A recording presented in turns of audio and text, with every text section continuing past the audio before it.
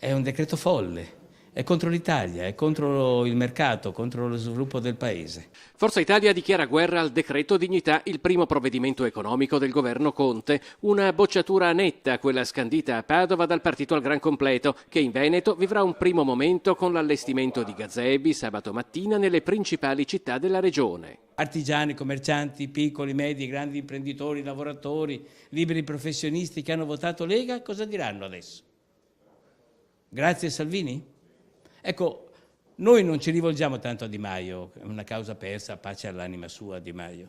Ci rivolgiamo alla Lega. Riuscite a tradire in questa maniera i vostri elettori?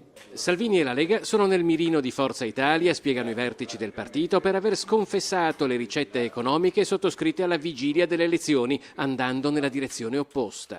Un decreto come questo, che purtroppo al di là delle stime dell'INPS creerà disoccupazione, creerà nuovi contratti in nero, questo è evidente, lo ammettono tutti. Secondo Brunetta il governo Conte cadrà da solo, schiacciato dal peso delle proprie contraddizioni e dall'incapacità di alcuni suoi membri non appena gli effetti delle sue ricette economiche inizieranno a farsi sentire, ma l'ultima frecciata è sempre riservata a Matteo Salvini, che alla vigilia delle ultime elezioni voleva portare Berlusconi dal notaio per sottoscrivere un patto antinciucio. Berlusconi disse no, basta la parola tra gentiluomini, e forse sarebbe stato meglio andare dal notaio, perché ci sarebbe stato non solo un divieto di fare inciuci a sinistra, ma di fare inciuci anche col Movimento 5 Stelle, come di fatto è avvenuto. Magari fossimo andati dal notaio. Ci rivolgiamo alla Lega, a Matteo Renzi, a Matteo Salvini.